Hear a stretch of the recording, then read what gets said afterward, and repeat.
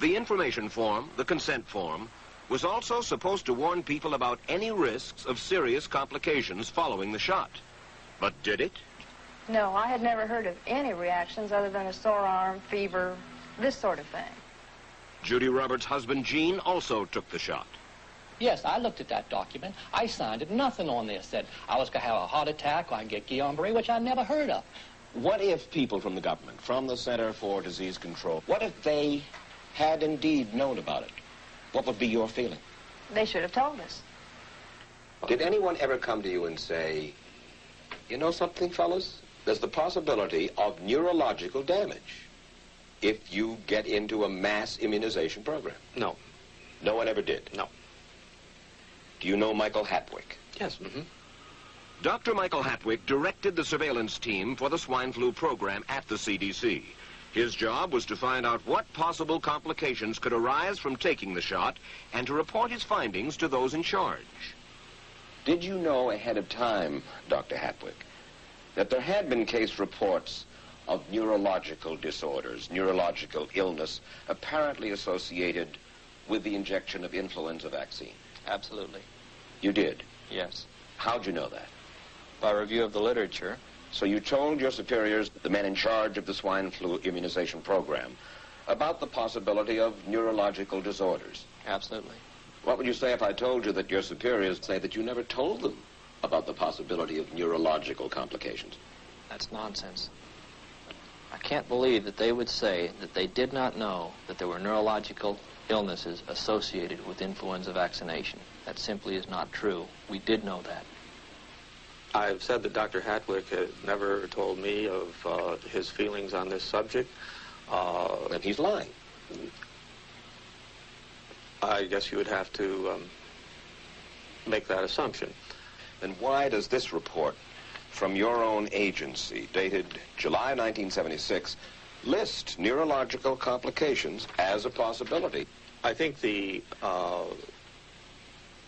consensus of the scientific community was that the evidence relating neurologic disorders to influenza immunization was such that they did not feel that this association was a real one.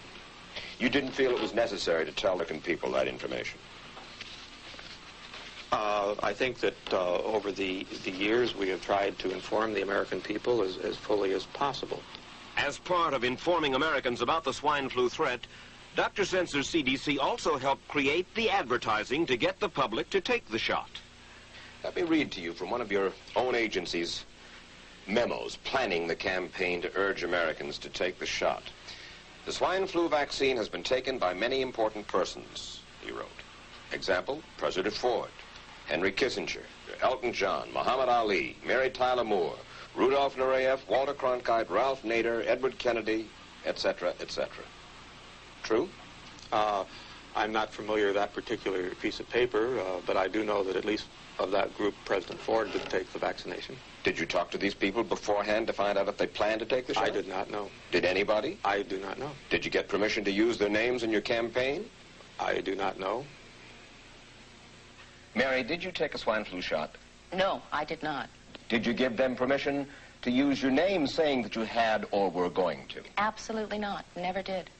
Did you ask your own doctor about taking the swine flu shot? Yes, and at the time he thought it might be a good idea. But I resisted it because I was leery of having the symptoms that sometimes go with that kind of inoculation. So you didn't? No, I didn't. Have you spoken to your doctor since? Yes. And? He's delighted that I didn't take that shot. You're in charge. Somebody's in charge. This is your advertising strategy that I have a copy of here. Who's it signed by? This one is unsigned. But you'll acknowledge that it was your baby, so to speak. It could have been from the Department of Health, Education, and Welfare. It could be from CDC. I don't know. I'll be happy to take responsibility for it. It's been 3 years now since you fell ill with GVS, right? Right. Has the federal government, in your estimation, played fair with you about your claim? No, I don't think so. It seems to be dragging on and on and on, and really no end in sight that I can see at this point.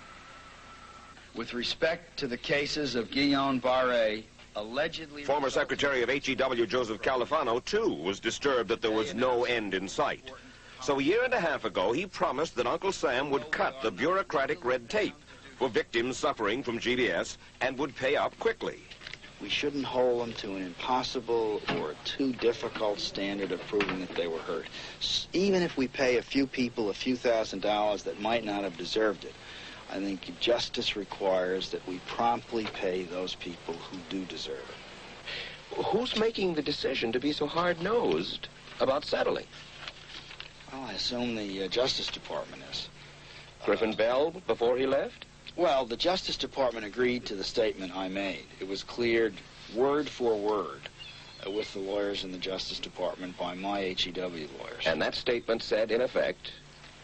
That statement said that we should pay Guillain-Barré claims without regard to whether the federal government was negligent if they resulted from the swine flu shot. I think the government knows it's wrong.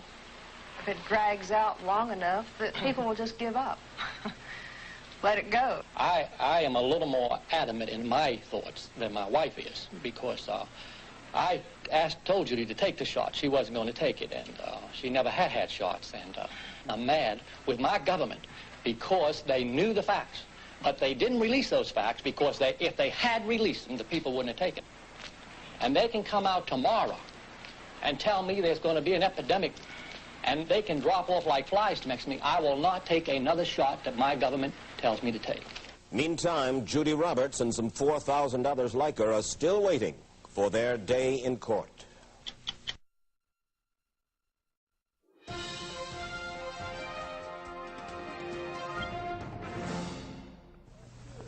I don't need another flu shot. I had a flu shot last year.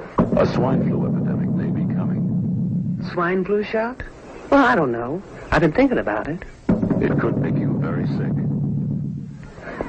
Swine flu? Man, I'm too fast today to catch me. You'll want to be protected. I'm the healthiest 55-year-old you ever seen. Hey, I play golf every weekend. Get a shot of protection. The swine flu shot.